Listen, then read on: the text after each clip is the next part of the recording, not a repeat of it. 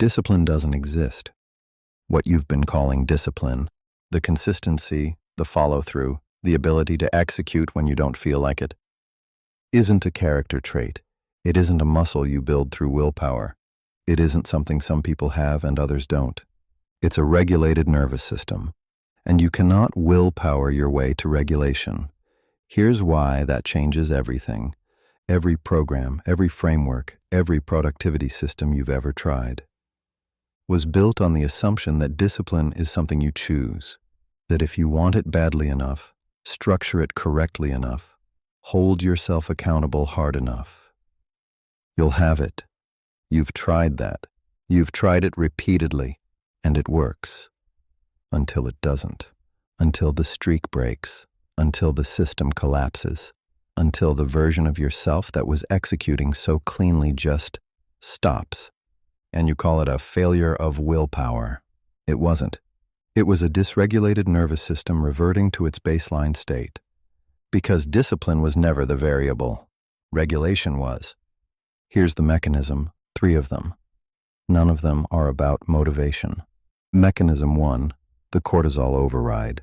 Mechanism 2, the dopamine architecture. Mechanism 3, the identity execution gap. Mechanism 1, the cortisol override. When your nervous system is chronically activated, running low-grade stress, background anxiety, the constant hum of unresolved threat, your prefrontal cortex goes offline. Not completely, not dramatically, just enough.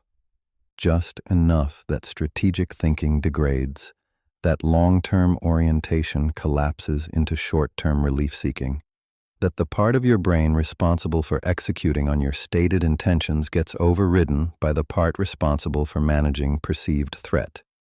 This is not a metaphor. This is the documented neurological effect of chronic cortisol elevation. And here's what makes it invisible. The stress doesn't feel like stress. It feels like distraction, like procrastination, like the sudden, completely convincing sense that you need to check your phone before you start, that you need to get one more thing in order before you sit down to work, that today isn't the right day to begin. That's not weakness. That's a prefrontal cortex running at 60% because your nervous system is managing a threat load it never learned to discharge. You cannot discipline your way through a neurological override. You can only regulate the system that's causing it. Mechanism 2, the dopamine architecture. Here's the part nobody in the productivity space will say directly. Your dopamine system was not designed for the modern environment. It was designed to reward effortful pursuit toward uncertain outcomes. Find food, build shelter, solve the problem, get the reward. The effort was the signal. The uncertainty was what made the reward land. What happened when you introduced infinite scroll, instant content, on-demand stimulation? Was a catastrophic mismatch between the system's design and its inputs. Your brain started receiving dopamine signals without the effort, reward without pursuit, stimulation without resolution. And the system adapted. It downregulated, reduced sensitivity, raised the threshold required to feel motivated, made the effortful, uncertain, slow-burn work of building something real, feel, by comparison, almost impossible to initiate. You're not lazy. Your dopamine architecture was optimized for the wrong inputs, and you've been trying to discipline your way through a neurochemical system that was structurally compromised before you sat down to work. That's not a discipline problem. That's an architecture problem. Mechanism 3, the identity execution gap. You have a stated identity, the person you say you are, the standard you claim to hold, the version of yourself you present to the world and to yourself. And you have an executed identity, the person your behavior actually reflects, the standard your actions consistently demonstrate, the version of yourself that shows up when no one is watching and the activation is high and the regulation is low. Most people have a significant gap between those two, and that gap isn't closed by wanting the stated identity more intensely. It's closed by building the nervous system capacity to hold the stated identity under pressure, Because identity is not what you believe about yourself. Identity is what your nervous system can sustain automatically, without effort, without willpower, without conscious override, until the behavior is automatic, until it requires no more conscious energy than breathing. It isn't identity, it's performance, and performance fatigues. Always. The person who appears disciplined from the outside isn't performing discipline. They're expressing a regulated nervous system through consistent behavior. The consistency isn't the cause. It's the output. The regulation is the cause, and you cannot get the output by chasing the output. You have to build the system that produces it. Here's what building the system actually requires. Not more accountability partners, not better morning routines layered on top of a dysregulated baseline, not another 75-day challenge that works until the cortisol spike breaks it on day 23. 3 architectural shifts, in sequence. First, discharge the chronic activation. Before anything else can change, the threat load maintaining your baseline dysregulation has to be reduced. Your environment is full of low-grade stressors your system processes as active threats. The content you consume, the financial uncertainty you're carrying unaddressed, the relationships running at low-grade friction, the decisions you've been avoiding that your nervous system keeps flagging. Every unresolved loop is a cortisol contribution. Every cortisol contribution is a tax on your prefrontal cortex. Every tax on your prefrontal cortex is a withdrawal from the account you've been calling discipline. You don't have a discipline problem. You have an unresolved loop problem. And the first architectural move is not to add more structure. It's to close the loops draining the system before you try to build anything on top of it. Second, rebuild the dopamine architecture.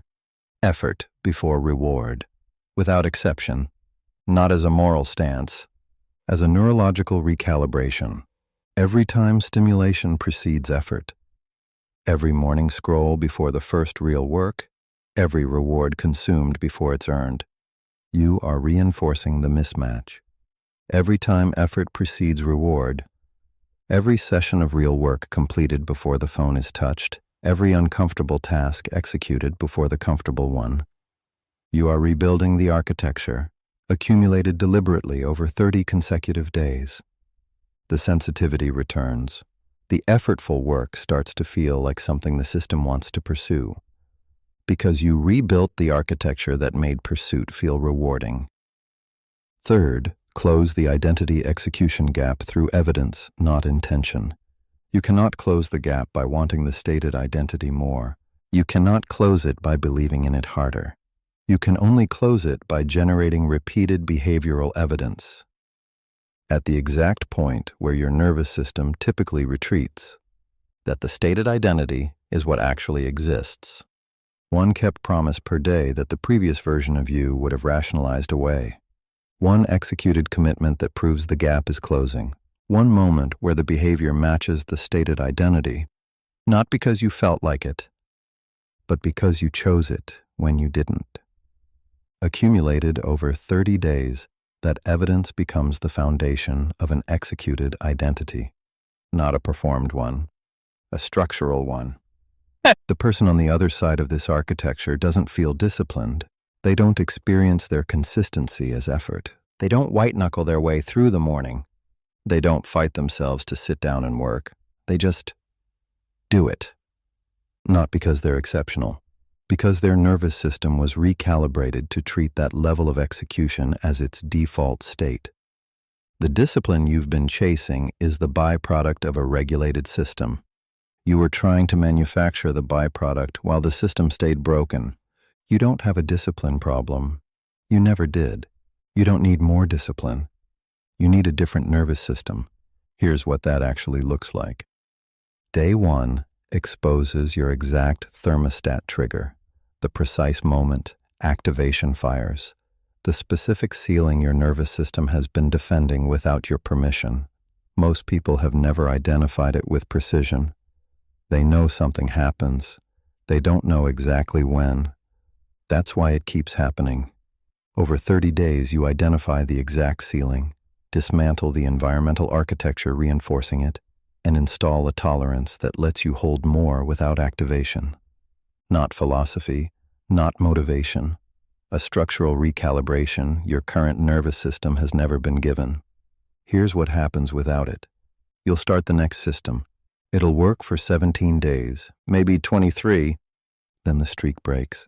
And somewhere in the moment after, you'll call it a willpower failure. Again. Not because you lack willpower, because the nervous system underneath was never addressed. If this landed harder than it should have, that's not an accident.